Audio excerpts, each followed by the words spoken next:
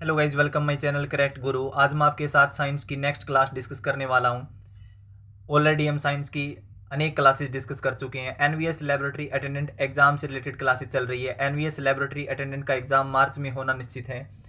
आज हम इस क्लास के अंदर माइक्रो ऑर्गेनिज्म के बारे में स्टडी करेंगे। माइक्रो ऑर्गेनिज्म क्या होता है, आपको जनरली पता होना चाहिए कि माइक्रो ऑर्गेनिज्म ऐसे जीव जो माइक्रोस्कोप से देखे जा सकते हैं। माइक्रो ऑर्गेनिज्म को हिंदी में सूक्ष्म जीव कहा जाता है।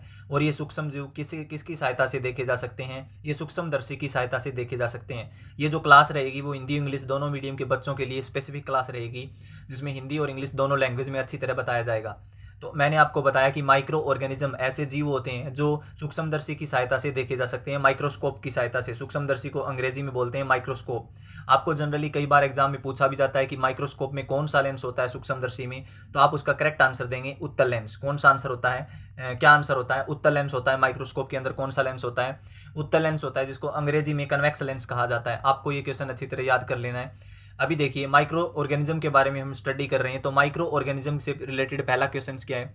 ऐसे डिजीज जो पोलियो और चिकन पॉक्स होते हैं वो कास्ट बाई किसके द्वारा फैलते हैं? पोलियो और चिकन पॉक्स है वो किसके द्वारा फैलते हैं? तो आपको पता होना चाहिए वो बैक्टीरिया से फैलते हैं, फंगी से फैलते हैं, वायरस से फैलते हैं, वोम से फैलते हैं। तो इसका राइट आंसर क्या आएगा? वायरस आएगा। जो पोलियो और चिकन पॉक्स होते हैं, पोलियो आपने सुना भी होगा, जनरली ये बचपन में ही हो जाता है। पोलियो का टीका लगाया जाता है, डीपीटी का टीका आपने सुना होगा कि जो टीकाकरण कार्यक्रम होता है, टीकाकरण वैक्सीनेशन प्रोग्राम होता है, उसमें डीपीटी का टीका लगाया जाता है। उसमें डीपीटी पी का मतलब डीपीटी के टीके के अंदर पोलियो का टीका भी शामिल होता है और चिकन पॉक्स का भी टीका लगाया जाता है। तो चिकन पॉक्स एक प्रकार का खसरा रोग है, खसरा बोलते हैं इसको हिंदी में। यह एक प्रकार का वायरस से होने वाले, ये दोनों वायरस से होने वाले रोग हैं। तो वायरस को हिंदी में क्या कहते हैं? जनरली मैं आपको बताता हूँ कि वायरस को हिंदी में विषाणु कहा जाता है। वायरस को हिंदी में क्या कहा जाता है? विषाणु। अभी वायरस की बात करें तो हाईलाइट है कोरोना वायरस। कोरोना वायरस भी क्या है? विषाणु। कोरोना वायरस भी क्या है? एक प्रकार का माइक्रो ऑर्गेनिज्म है। और वायरस खतरनाक साबित हो सकते हैं। अब मैं आपको माइक्रो ऑर्गेनिज्म की कैटेगरी बताता हूँ। माइक्रो ऑर्गेनिज्म को कितनी कैटेगरी में डिवाइड किया गया है? बैक्टीरिया के अंदर, फंगी के अंदर और वायरस के अंदर। तीन तो ये होगी। तो बैक्टीरिया को हिंदी में क्या कहते हैं? जीवाणु। बैक्टीरिया को हिंदी में क्या कहते हैं? जीवाणु। कंफ्यूज नहीं होना है। बैक्टीरिया को जीवाणु कहते हैं। फंगी को हिंदी में कहते हैं कवक। फंगी को हिंदी में क्या कहते हैं? कवक। फफूंदी या कवक एक ही बात होती है, फफूंदी या कवक। डबल रोटी इसकी ही बनी होती है, डबल रोटी, ब्रेड की बात कर रहा हूँ मैं। आगे क्या है? वायरस। वायरस क्या होता है? वायरस को हिंदी में कहते हैं विषाणु। और उसके अलावा दो पार्ट और भी होते हैं जिसको बोलते हैं प्रोटोजोआ। प्रोटोजोआ भी आपने सुना होगा। ये चौथा पार्ट है माइक्रो ऑर्गेनिज्म का। पांचवा हो गया एल्गी। पांचवें को क्या बोलते हैं? एल्गी। प्रोटोजोआ को हिंदी में प्रोटोजोआ ही कहते हैं और एल्गी को कहते हैं हिंदी में शैवाल। आपने सुना होगा नील हरित शैवाल। शैवाल ये हो गया। तो ये माइक्रो ऑर्गेनिज्म के 5 हिस्से हो गए। मैंने आपको जनरली बता दिया एज ए नॉलेज के लिए। वैसे क्वेश्चन में इतना ही पूछा गया है कि जो पोलियो और चिकन पॉक्स है वो किस माइक्रो ऑर्गेनिज्म से फैलते हैं। तो आपको राइट आंसर क्या बताना है? वायरस से फैलते हैं। आपको ये क्वेश्चन अच्छी तरह समझ में आ गया होगा।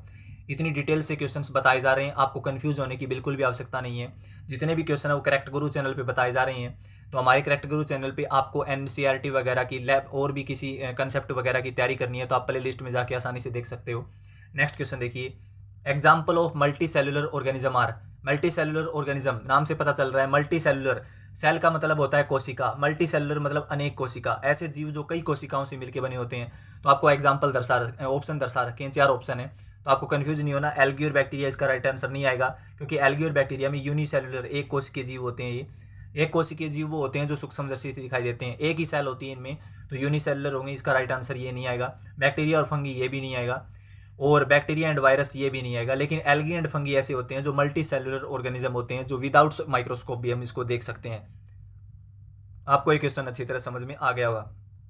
फंगी क्या होता है? कवक। अभी थोड़ी देर पहले मैंने बताया था, फंगी या फंगस, कवक, फफूंदी भी कहते हैं इसको, कवक को। और एल्गी होता है शैवाल। मैंने आपको जनरली बता दिया। मल्टी सेलुलर का मतलब होता है जो कई कोशिकाओं से मिलकर बना होता है। सेल का मतलब होता है कोशिका। मल्टी सेलुलर मतलब कई कोशिकाओं से मिलकर बना होता है। आपको अच्छी तरह मेरी बातें समझ में आ रही होगी।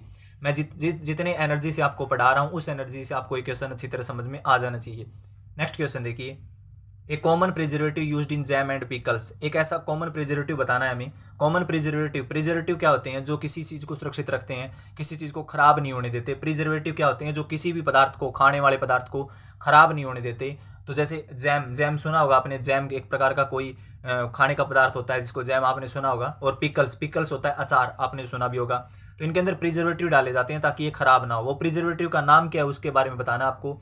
मोस्ट इंपॉर्टेंट क्वेश्चन है, बहुत बार एग्जाम में आया हुआ क्वेश्चन है। उसका नाम है सोडियम बेंजोएट।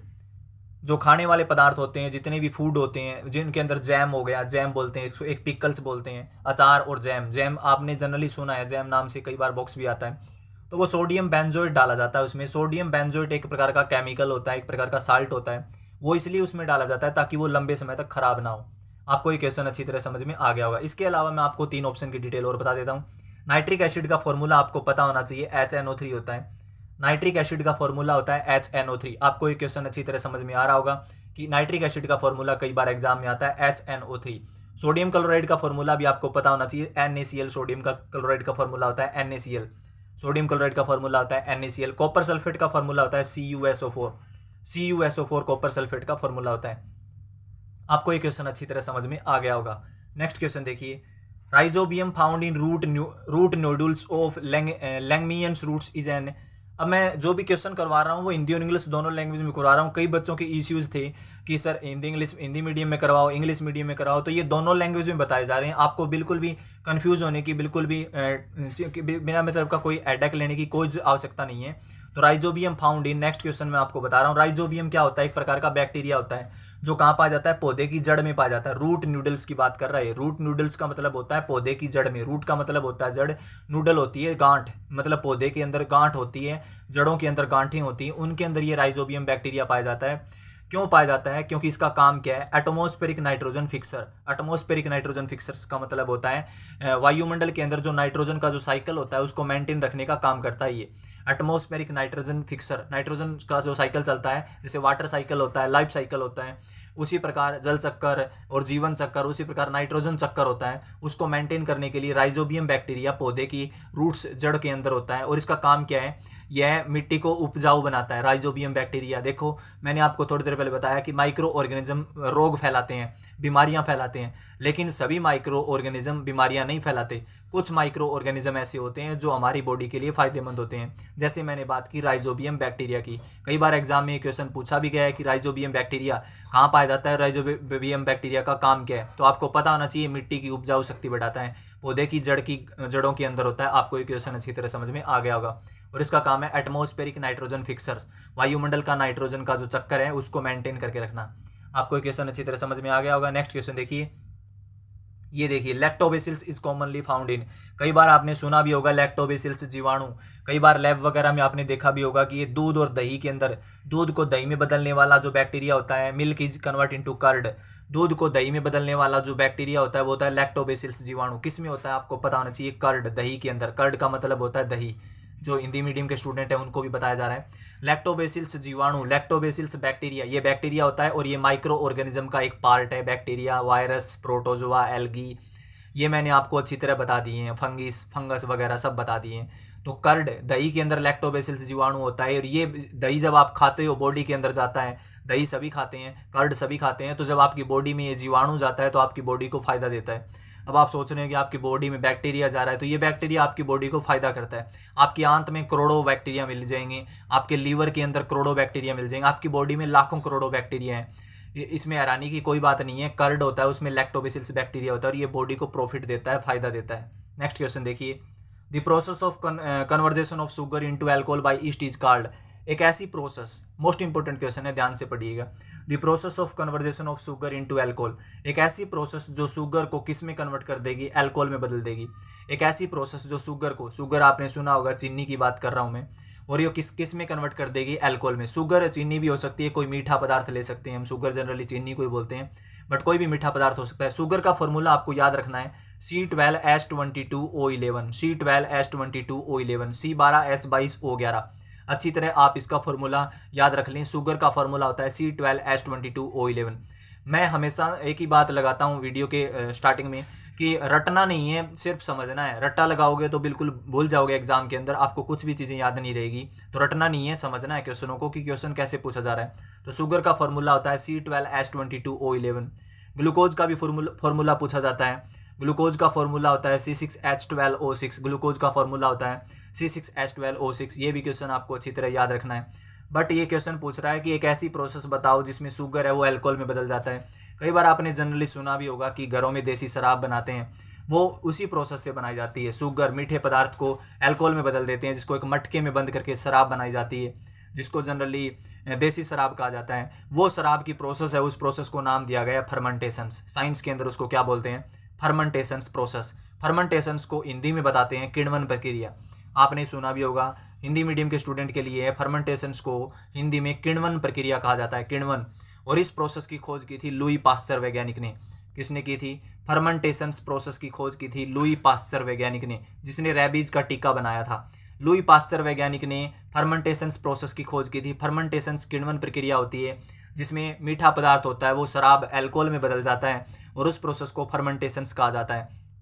और लुई पास्चर वैज्ञानिक ने फर्मेंटेशंस प्रोसेस की खोज की थी। और रेबीज का टीका, रेबीज रोग, वायरस, रेबीज एक प्रकार से वायरस से फैलता है, और रेबीज किसके काटने से फैलता है? कुत्ता, बंदर और बिल्ली के काटने से फैलता है। आपको ये क्वेश्चन भी अच्छी तरह याद रखना है। इसके अलावा मैं दूसरा ऑप्शन बताता हूँ, पास्चुरेशंस मेथड। पास्चुरेशंस मेथड की बात कर रहे हैं, पाश्चरीकरण प्रोसेस होती है। जो मार्केट में थैलियों में जो दूध आता है, मिल्क आता है, जिसको आप अमूल दूध बोलते हैं, कुछ भी विट्टा दूध बोलते हैं, तो वो पास्चुरेशंस मेथड से आता है। उस दूध को 2-3 दिनों तक खराब नहीं हो सकता वो भी पास्चुरेशंस मेथड किसने दिया था? लुई पास्चर ने। नाम से पता चल रहा है पास्चुरेशंस, लुई पास्चर। आप ये क्वेश्चन अच्छी तरह याद रखना। अल्कोहलिज्म का कोई कंसेप्ट नहीं है। आपको ये क्वेश्चन अच्छी तरह समझ में आ गया होगा कि फर्मेंटेशन इसका राइट आंसर आएगा। नेक्स्ट क्वेश्चन देखिए, the process in the bread is due to gas bubbles of. एक ऐसी प्रोसेस जिसमें क्या होती है? ब्रेड होती है, वो गैस बबल्स के रूप में ब्रेड, एक पोर्स, प्रोसेस नहीं, पोर्स, पोर्स होते हैं छिद्र, छोटे छोटे छिद्र, पोर्स। वो ब्रेड डबल रोटी ब्रेड की बात कर रहा हूँ मैं। Is due to gas bubbles, उसमें से गैस निकलती है, उस गैस का नाम क्या है? Carbon dioxide. कई बार एग्जाम में क्वेश्चन ये भी आता है कि डबल रोटी में फुलाव किस गैस के कारण आता है? कई बार एग्जाम में आया हुआ क्वेश्चन है ये। डबल रोटी में जो फुलाव है वो कार्बन डाइऑक्साइड गैस की वजह से आता है, और कार्बन डाइऑक्साइड का फॉर्मूला होता है CO2। आपको ये क्वेश्चन अच्छी तरह समझ में आ गया होगा कि एक ऐसी प्रोसेस जिसमें bread is due to gas bubbles, gas होती है वो बुलबुलों के रूप में, बबल्स के रूप में निकलती है। जब ब्रेड बनाते हैं, ब्रेड कहाँ बनती है? बेकरी बनाता है ब्रेड, बेकरी प्रोडक्ट होता है बेकरी। आपने सुना होगा केक वगैरह, ब्रेड वगैरह बेकरी की दुकान पे मिलेगा आपको। तो ब्रेड होती है, उसके अंदर एक गैस निकलती है बुलबुलों के रूप में, उस गैस का नाम है कार्बन डाइऑक्साइड, और उसका फॉर्मूला होता है CO2। आपको ये क्वेश्चन अच्छी तरह समझ में आ गया होगा। जितने भी क्वेश्चन है वो करेक्ट गुरु चैनल पे बताए जा रहे हैं। उम्मीद आपको वीडियो अच्छा लग रहा है। हमारे चैनल को सब्सक्राइब, लाइक, शेयर, कमेंट करें। और इस चैनल का करेक्ट गुरु चैनल का टेलीग्राम लिंक डिस्क्रिप्शन में दिया गया है। आप टेलीग्राम पे भी ज्वाइन हो सकते हो न्यू अपडेट के लिए। आपको PDF वगैरह टेलीग्राम पे प्रोवाइड कर दी जाएगी। हर क्लासेस की PDF मिलेगी आपको टेलीग्राम चैनल पे। तो हमारे टेलीग्राम चैनल को भी ज्वाइन करें। करेक्ट गुरु टेलीग्राम चैनल नाम से है, डिस्क्रिप्शन में इसका लिंक दे दिया जाएगा। नेक्स्ट क्वेश्चन देखिए, the microbes for malaria is carried by. ऐसा माइक्रोब्स जिसको मलेरिया फैलाता है, एक ऐसा माइक्रोब्स बताना है जिसके द्वारा मलेरिया फैलता है। मलेरिया किससे फैलता है? Female anopheles mosquitoes. Female anopheles mosquitoes, mosquito होता है मच्छर, मादा एनाफिलीज मच्छर सुना होगा आपने।